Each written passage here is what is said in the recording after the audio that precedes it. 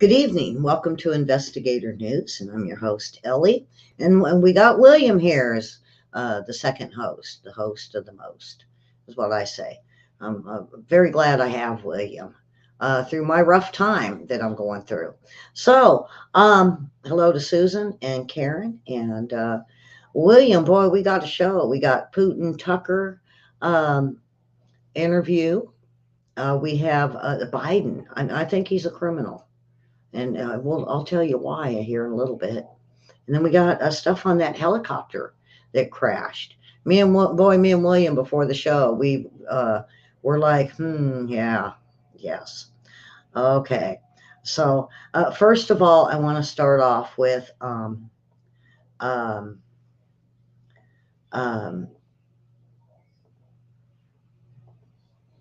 the volcano in Iceland, folks.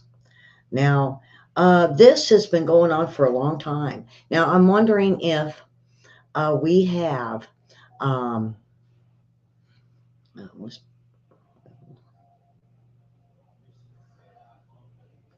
I guess I need to bring it up if I'm going to show it, huh? There we go. Um, I don't know why it looks like that. Huh. It's doing something new. They changed it on me. Um, so I just go back to William. Boy, every time they do new stuff, they don't let me know on StreamYard. So it's because of my fat head. Yeah, is it? You think they don't like that? I guess. So, now Iceland, folks, I really am starting to believe this is going to turn into like what we see in Hawaii and what we see in Vanuatu, where this is going to be a forever type of volcanic eruption. You could just see the way it's just spewing out. The lava flow that is blowing up and then coming back down is not very high. And that's the way it does in Hawaii, and that's what it does in Vanuatu, to where, I mean, you can go and get beautiful pictures next to a volcano. So I think this is something that's going to be for a forever volcano. Now, if I'm wrong, I'll come back and tell y'all I was wrong. But I think we're having a lot of disruptions. And why? Um, it's my opinion, folks, and William can even tell me I'm wrong. When you have a buildup of fossil fuels in the ground, it starts building up, and it does start causing pressures around the globe. Now, we're not seeing them so much in the Middle East and places that are still pumping fossil fuels and gases don't seem to have the earthquakes and the volcanic eruptions like the places that are now stopping. I don't know. What do you think, William? I think I'm onto something here, as well as weather wars. I'm just not really sure. I know it's not a pyroclastic volcano. It's more like a flood volcano. So it's not explosive. It's just oozing out everywhere. Yeah. Something's not right. Know. But, I don't know. The thing is, the thing is, William, is something's wrong with our planet. The volcanoes, the eruptions, and Mother Earth is saying something's wrong. It's not climate change. Climate change does not affect a volcano. It does not affect an earthquake. Now, it can when it softens the ground. It just makes further disruptions and destructions. I don't know. Maybe I'll bring Karen on, and me and her can have a discussion on it. See what y'all think. I'll bring in a little bit of baggage and a few. Now, I want to move on to the helicopter, William. We found William. Tell us what you found out with this helicopter, like flying at night and stuff. So we found that they're flying at night. We found out that they were actually doing a training mission. So we know that happened. We know that they had inclement weather. We know that the Sea Stallion is probably the most stable platform that the States has. And so it also has all the upgraded goodies, right? As far as being able to infrared radar, all the good stuff. So it's, you know, when you have an aircraft accident, usually it's not just one thing, it's a series of things that all get lined up that leads to a problem. If it was just one thing, you'd be able to get through it. So I think we're just going to find out into the future. I'm not sure the military is going to want to tell us, naturally, but it'll work its way out through other areas, like maybe one of these podcasts, through retired officers talking to younger top officers at the O Club, that sort of thing, until finally the Marines will come out and say, well, it was this, and this is what we found. Yeah. And it'll push it out into the open. It's like when the F-35 drove off without its pilot there in Carolina. Just, they don't want to share. So it takes a while for it to kind of leak out. And this is a helicopter that hasn't had issues like the other one, that the ones that have been crashing, that me and William have talked about, that, oh boy, here we go, there's something wrong, and they're not really wanting to fly them. This is a helicopter that has not had issues. So this was unusual. Osprey, and it's the Black Hawk. It's the biggest, most stable platform they have. If I were going to be picked up at night in a storm, that's a bird I'd want to be pulled into. Yeah. So the Putin, the whole Putin interview. Now, I told you on our we did a recorded show, and I wanted you to watch it first.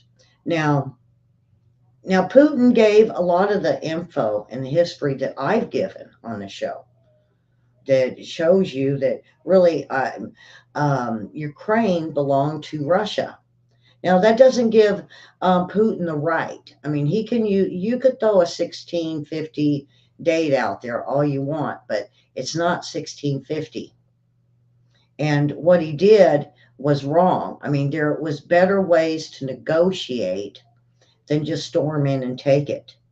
But at this point, we're looking at what's not, it hasn't come out yet, is what happened in 2015 when Ukraine decided to attack and imprison all Russians that were in Ukraine.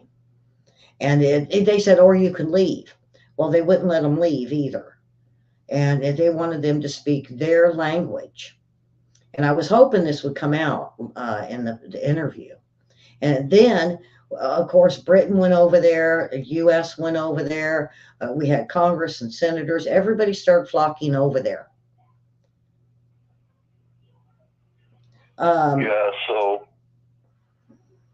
as far as Boris Johnson going over, that didn't happen until King Charles was on the throne. And I wonder if there was some issue there with the monarchy that got him sent that way to stop. I believe that he interfered. I believe he was the reason it continued. I think it would have stopped. I think Zelensky would have talked to Putin, and we would have had another Minsk agreement happening. We pretty much watched that happen in real time. Yeah. All of a sudden. Well, when he went over there, and then I heard that Zelensky was going to go forth, I said, no, what did he do? What did he do? What did Johnson do? Now, the other thing was that came out, and I know this for a fact because I remember the Clintons talking about this. Hate me all you want, Hillary, because I don't like you anyway. I got this thing against Hillary Clinton. Is when the Clintons with the NATO thing. That wasn't just it, though, because Hillary was going over there. Now, rumors have it that she threw herself at Putin. I mean, I brought this up, and it briefly was out. It was briefly out, and then the article disappeared. And that was through Is it Mother Jones? Is the name of the publication, William? That's liberal. That's a liberal magazine. Yeah. That's where the article came out, and also Playboy. And so I was like, okay, I don't know whether to believe Playboy. Well, maybe, maybe not. I don't know. But it was the same time. And I believe that between the Clintons and NATO, the head of NATO at the time, I believe they just were angry. The Clintons were angry because Putin wouldn't do what they wanted him to do. Let's talk about what happened right after the fall of the Soviet Union and Russia becoming the Federation. Mm-hmm. Now, remember, right after the fall, we had nuclear weapons everywhere. We had all these small countries with nuclear weapons that they couldn't secure. Right. So we were busy because now we had an area that basically was an arsenal without a nation, right? And so we had to find somebody to care for them. They weren't American-type weapons who had the expertise, and it was the Russians. So there were some agreements made. But also what people don't realize is when the Clintons came into office, they thought of Eastern Europe and Russia as their new Wild West to make money in. Yep. Mm-hmm. You know what I'm... They were buying, they were buying up resources all over the globe. I mean, that's where the Clintons were tied up in the uranium, not only here in the States, but elsewhere. Yeah, so Putin put an end to wild speculation and graft and theft, taking too many rubles out of Russia, the Russian Federation. Mm-hmm. And remember, they were also going through the dregs with the Chechens, and then after that, they decided that maybe they should have a buffer to Georgia. And then remember, they had to go into the territories in Ukraine, not just in 2014, but there was an incursion before that. Yes. Mm-hmm. I think it was 2010. They went in, subdued it, and left. So there's that. Then there was the threat upon Russian speakers, and so Russia decided that they would give them an area to go to in Crimea, and of course that upset people who had been in Crimea for a period of time, because now if they were Ukrainian speaking, they were a little dispossessed. This is just a small civil war working itself out, and we have. That you're so correct on that, on saying a civil war, because we've mentioned this before. It was quite a few of just the I'm going to say the Azov battalion, very small at that time, fighting with, and it was Russians. A few towns where just the people were rising up and fighting against them. It wasn't nothing big. There was gunfire, maybe a few Molotovs. It wasn't all that bad, but then it grew. And then everybody jumped in on it, because it was a civil war between two countries and the people that didn't like each other. Right. And at the same time, they had a new government come in, and it was basically, it was an intelligence coup, color revolution, and Zelensky come in, and he was very popular, but now you come in, and it's a difference between running and being a leader. Now he has to deal with these ultra-nationalist Nazi types.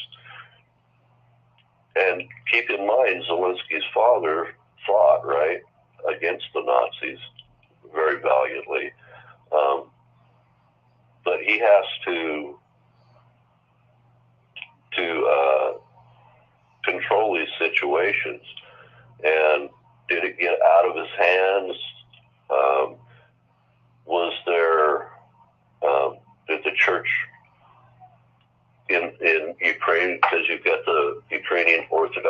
oligarchs work against him. We just don't really know. It's complex enough that you've got people from all over the world jumping in and jumping out, causing their own little brand of chaos there. I think that this thing's about to end. It's running out of legs. You can't have 40, 45-year-old guys as your frontline troops in a battle zone. They can't compete with a group on the other side of the battle that are in 19 and 20. So then you have the disparity going on right now in Ukraine, where they're taking people off buses and bringing them into the military, but at the same time, those people who are the upper class, the aristocratic Ukrainians, their children aren't being taken into the military. So they're looking at that disparity. And then they talk about Ukraine being there for democracy, yet Ukraine has canceled elections. This thing just doesn't look good on a bunch of levels. Yeah. Now, the other thing me and you talked about, I don't mean to cut you off, but was one of the, and he mentioned it, I think 2, maybe 3 times, and probably some that watched it. We want your feedback and comments on this. Now, he said, I don't want a talk show host. I want this to be a conversation. And I really do believe the lack of, I'm not going to say journalism, the lack of Tucker Carlson knowing a lot about Russia or looking into it. Because, folks, now you remember when you look at these shows, whether it's in the mainstream media or Fox or any of them, they get on there. Most of the time, they have people that look up all this stuff for them. Then they have someone that writes all their notes or writes their script, and then they read it. Okay, so they're just reading off a prompter of what was investigated for them. And I think Tucker Carlson has a lot of learning to do. Not that he's not good, folks. I like Tucker. I really do. But he really does need to start looking into, and I think this is where he started looking into Putin and start seeing that he's got to look into these things. He just can't read off a teleprompter anymore. He could be a great Joe Rogan. I like Joe Rogan. Joe Rogan knows it. And so does a few others, like, some of the ones that sit down one-on-one with a lot of these FBI and CIA and Sean Ryan, am I thinking? I always get his name wrong, William. Yeah, Sean Ryan's one show. He is really good because he looks at it. He's not having his own staff look this stuff up. He gets that person in there and he starts asking the question. When you compare the two, folks, you can see the difference where Tucker is, I'm going to say he's young at journalism still. And, we did find out that he went through the CIA. But now, mind you, they see 98% of who you see on TV in the news is either been in the FBI or the CIA. So anyway, go ahead, William. Yeah, so people don't realize that good journalism isn't an individual sport, it's a team sport. And it's hard to come up with those really apropos questions right on the spur of the moment. And Putin was having a conversation extemporaneously, and Mr. Carlson had to keep up, on his own. That's tough business. And also he was having to listen to an interpreter.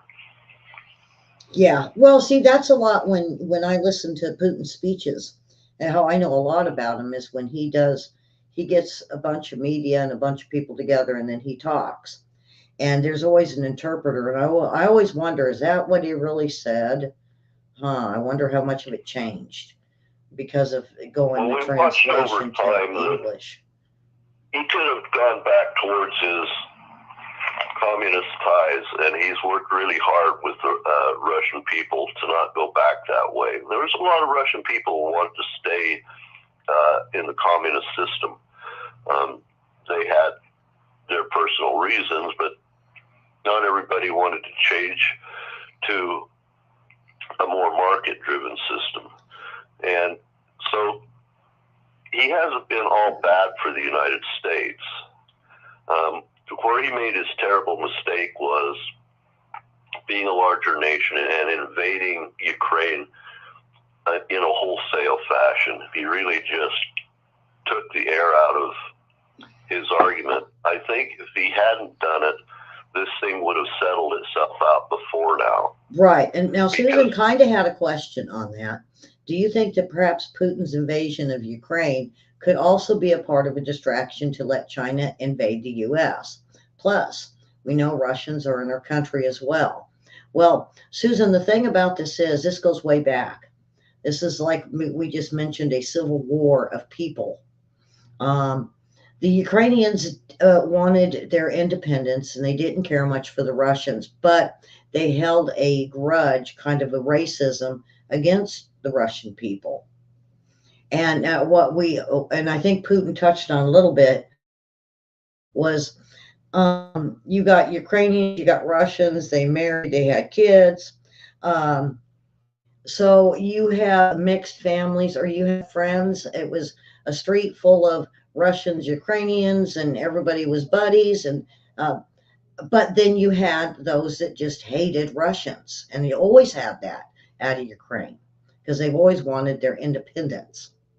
What was it? Ukraine means a country without a name. Is that what they? I can't remember what it was. Karen, if or anybody in chat, if you remember, do you remember, William, what Ukraine meant? I don't remember. I think it's I just know a country or a country without a name or substance or something like that. But they've lost. Ukraine has been governed by people moving through all through history. It sounds like Poland, between Poland and Russia. And this is right, because they kept, every time the Germans would come in and get too fierce for Ukraine, they'd run to Russia. Russia would chase Poland's back out, or Germans, and then they would get upset at the Russians, and then they would look at the Germany and Poland again to push the Russians back out. This has been going on for oh goodness, decades, probably since 1600. Well, it's been going on since the peopling of the continents. Uh-huh. The thing with Russia and China, that really didn't start happening until this blow up with Russia and Ukraine, and then we started funneling money, and that's what pushed Russia towards China. Before that, Russia and China were competitors, and they've had wars with each other in the east on the Russian-China border. Yes. So they've never been really good friends. Stalin had a little bit of a rapport with Mao, but even during Vietnam, Russia and China could not get along. I mean, the Soviet Union and China just could not get along. And so we pushed them in that sphere. Yeah. Okay, I want to kind of move on. Did you have anything left before I move on? Yes, the EU started putting too much pressure on Russia and demanding that they start turning over the Russian banks and the Russian economy over to the EU, like they were as they're coming into Ukraine. And, you know, the writing was on the wall there for Putin and Russia, and they wanted to maintain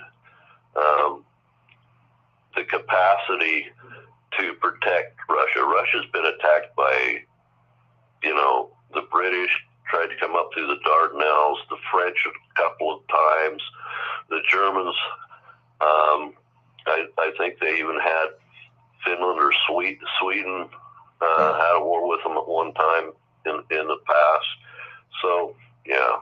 You know what I think the other thing is when they all started going there in 2013, 14, a lot of our politicians, and I think they were all kind of looking into the whole, the gas company of the gas line that was there.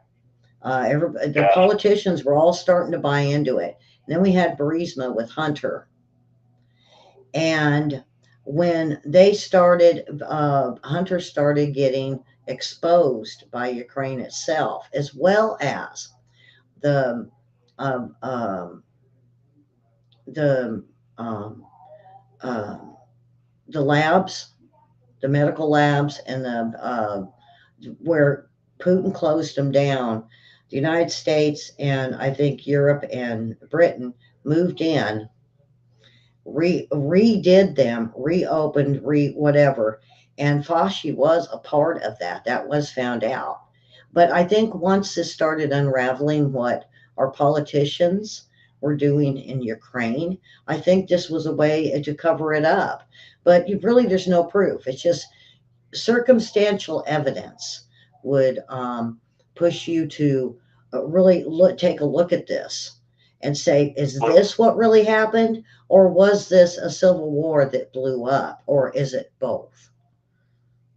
Because Putin was fixing to expose that it was corrupt again. They had the oligarchs in there again. They had put the oligarchs and their families in charge of running the country.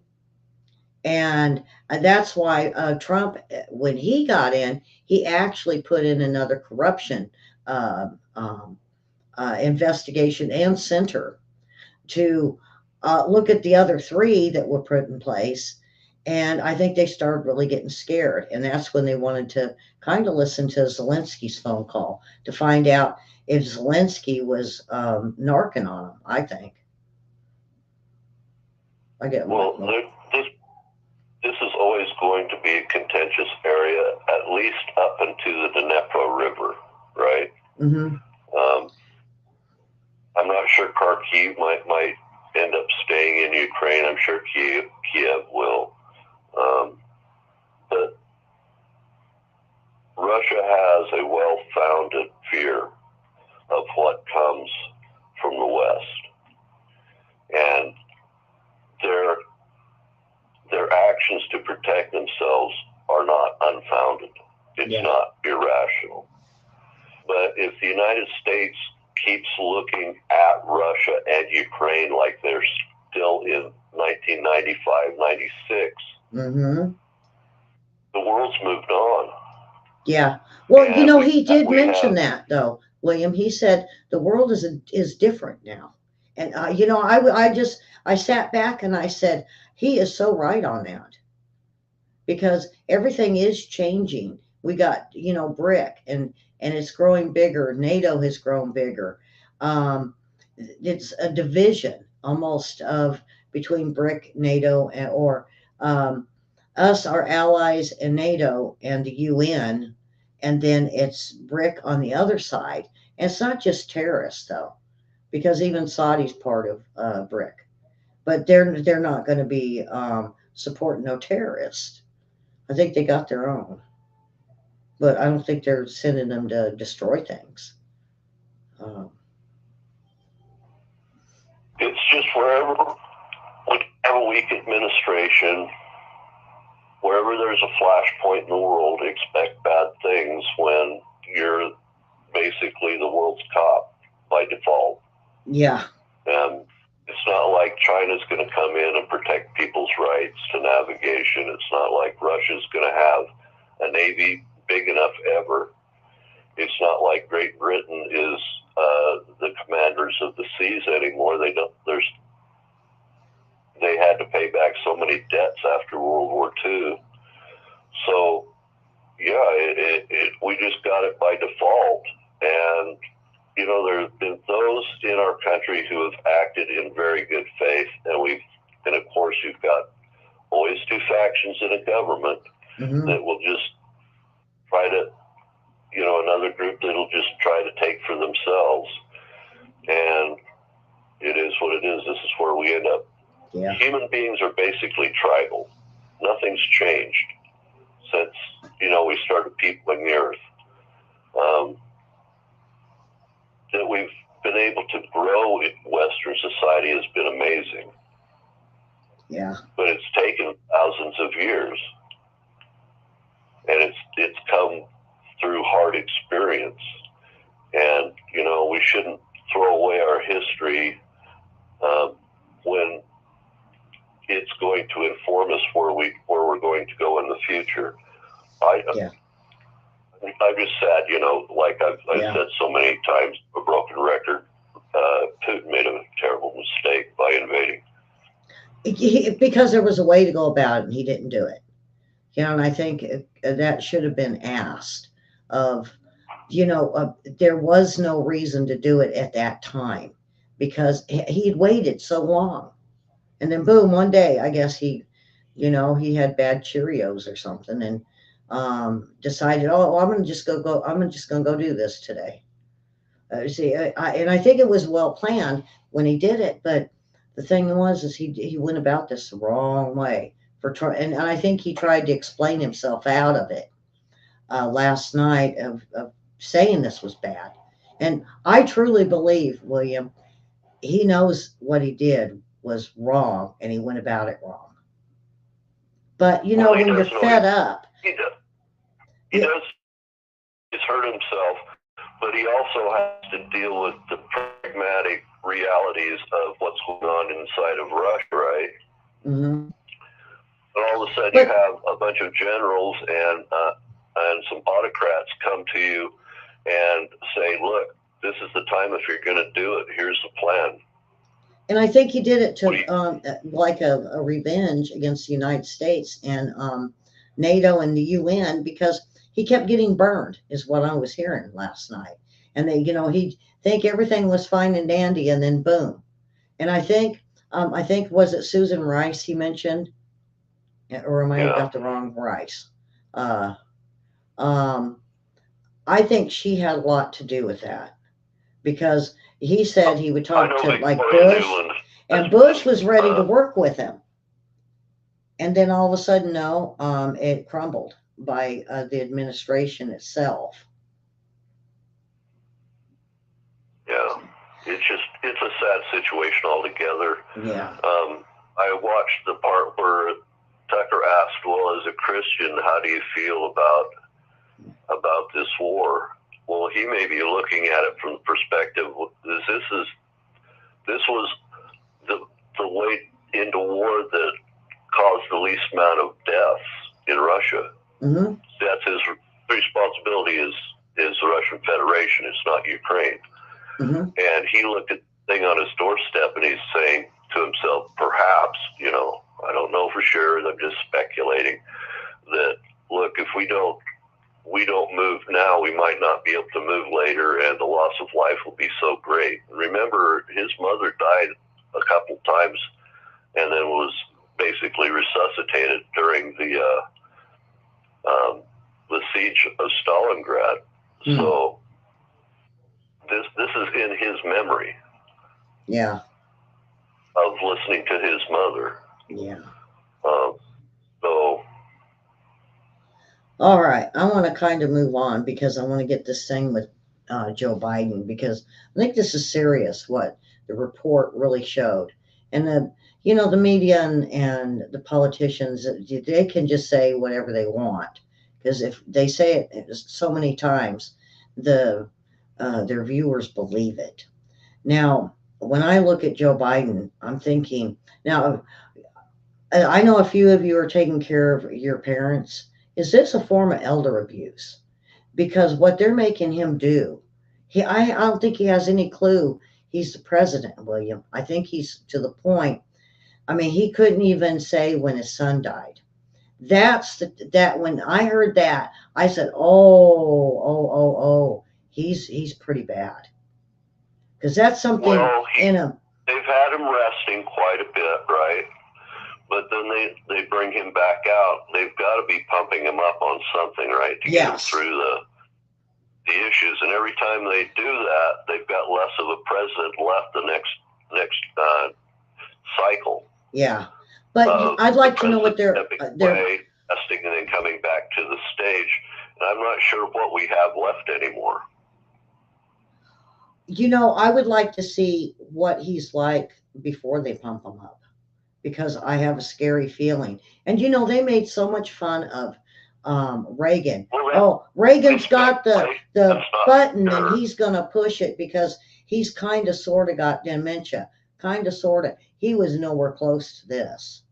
I never seen Reagan, because Reagan on the stand with Iran-Contra, he didn't need help up there. He knew where he was at, and he knew how to get out of there at that time. And it was shortly after that that they took him out because of his dementia.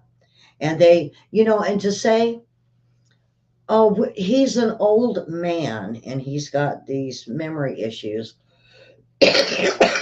so we're not going to charge him. Well, either he's cognizant of what's going on and therefore he's culpable, or he's not cognizant and shouldn't be the president, but both things can't exist in the same universe at the same time. What came into my head as soon as I read it was, do you remember one of the last guys they got for the Jews, the Jewish people in Germany, and the gas chambers and all that going on? That man was in his 90s. And I mean, he could barely even, I think he was in a wheelchair. And what the judges were saying was, it's not we're getting him now. It's because of then when he committed the crime. So Joe Biden, when he took that stuff and the crimes he committed, he did with a good brain on, a good head on his shoulders. He knew what he was doing. He knew what he took. He may not remember now why, but when he committed the crime, he was at a certain age and he had his full capacity. Karen and Susan, what do you guys think on that? Because, I mean, we got to look at that, because it's when he committed the crime, not now when they've found out. Okay. Otherwise, they would have let Charles Manson go a long time ago. You know, if you look at it, he had gone and committed this crime before Trump ever made his way into office. Mm-hmm. So, and you know, if you, my friends out there in DC said, you know, Obama was talking. Don't let him talk today. Don't let him go there. No, we're not going to let him go on this trip to talk to this official or president. We're not going to send him. And they said now it makes sense why Obama did not want to send him places or let him talk, or when they were together and Obama would make a speech. Normally, your vice president would. He wouldn't let Biden talk there in the second time he was in. The last, I'm going to say 3 years is what they're telling me. Last part is the lame duck part of the last administration. So they knew, but I don't think they knew it was going to go this quick. I mean, because there is people with dementia that they go so far and then they die of other causes.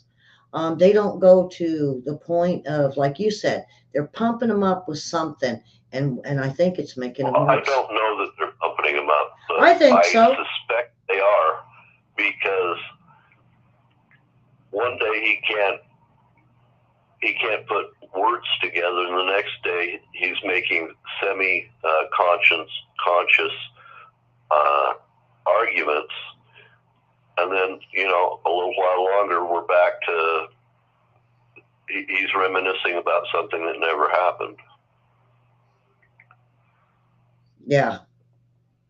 And the thing with where they found him, because they said, oh, but Trump, there's a big difference between securing those documents. Now, having them in your garage with it open, anybody could have just walked up and took them. I mean, it's probably secure, but there's other places he had this that other people had access to. And not only that, but he did have people get a hold of the documents that shouldn't have. Where uh, when Trump had all of his at Mar-a-Lago, he had it pretty much secure. He had it in a room. A lot of it was in a safe. It wasn't just, oh, I'm just going to throw it out in the garage because it looks like notebooks, you know.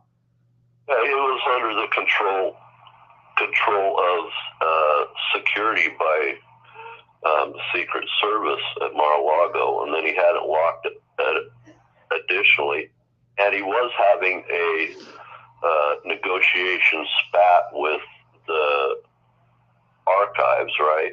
Yeah. But that's typically not a felony issue, right? And he had the capacity to declassify when he moved those documents to Mar-a-Lago from the Oval Office. Now, on the other hand, Biden was a vice president, didn't have the power to declassify, and that's what I'm saying. Location, that, you know, didn't have the security. Anybody else, I believe the DOJ would look at this as when the crime was committed, not his state of mind now. And people realize that Garland and Mayorkas and quite a few of them, they've been buddies for 30, 40, 50 years of Biden's life. They're buddies. And when you put them in office, you pick your best buddy. You know, if you're going to go in and you're committing a little fraud, why not put your best friend in there so he can cover it up? And so that's what's wrong with the FBI and the CIA, the DOJ, even DNI, is Look, they put their friends in there. Runs on patronage. It should not be their buddies. Right. Yeah, that's what I mean by patronage. Yeah, I mean, why not get some of the best generals to go in there and run this? You know, my dad had me. I mean, all the way up till when the Clintons started getting in, and then Bush, and then Obama. I was with my dad that you should be a general before you become a president, or in some of these head offices, because you're not apt to be so political. You're not really one to be bribed or bought, and you do the job, and you do the job right by policy. Because when you're in the military, you obey those policies, you obey those laws, you uphold the laws, and that's what I think. You've been in the game in the past, so you know what other people are going to go through. And I don't know about generals. Generals tend to be the political end of the military, but at least a full-bird colonel, a major, captain, colonel, full-bird colonel, operational people that have had people in their charge whose lives are on, who they're responsible for their lives. It tends to get your attention really well. Susan says, I'm sure they could dig up some dirt on Harris to remove her. Susan, I know dirt on Harris out of California that was all over the news that should remove her on some of the stuff she did. The problem is the destabilization. It's not particularly Harris herself. I mean, Joe's not running the government now. No, and she don't know what she's doing. And, being from California, I mean, we considered her a joke. We thought she was like the hoe of the ho-ho of politics. She you was. You don't know who get in the replacement. I don't mean to be like that, but I'm only going on what I was hearing from the news back then. We're talking 70s, 80s, and 90s.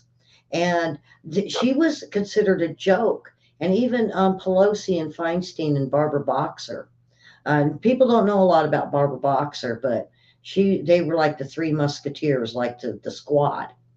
And Harris always wanted in it.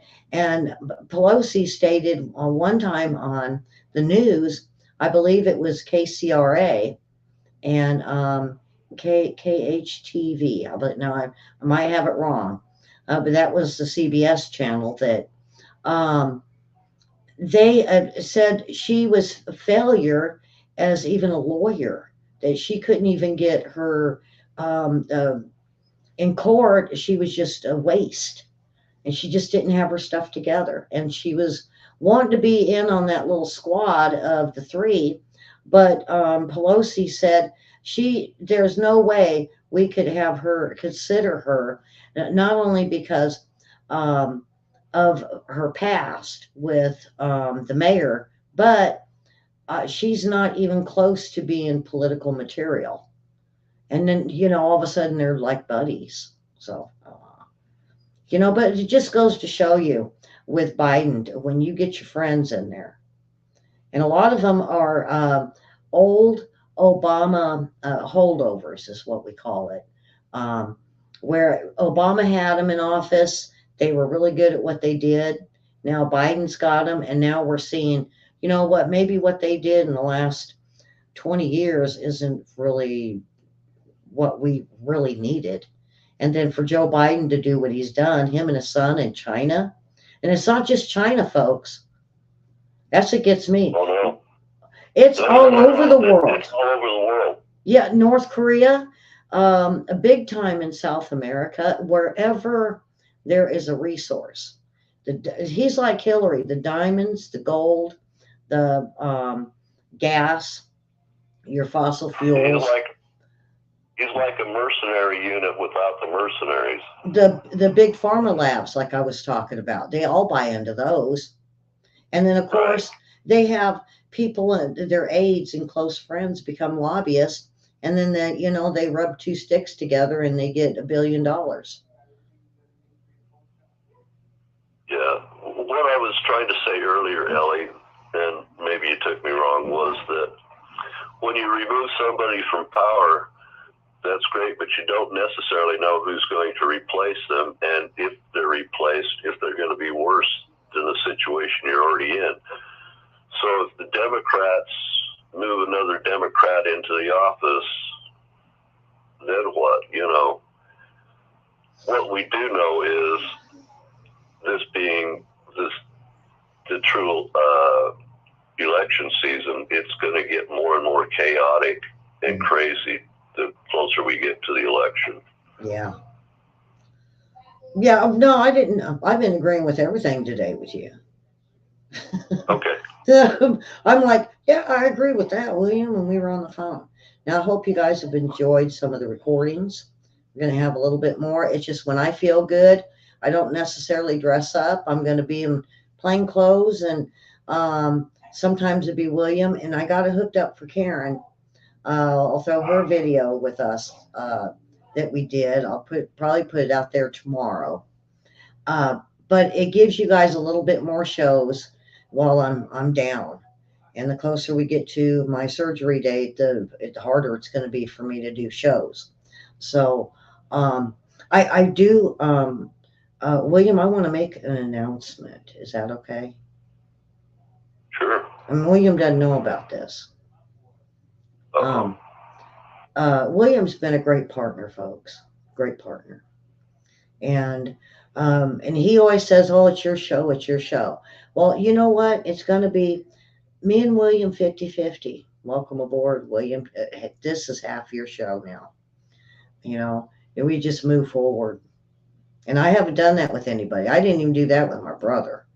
But I feel that this is I prayed on it, and I feel this is the way to go. Well, I've just been thankful that I can.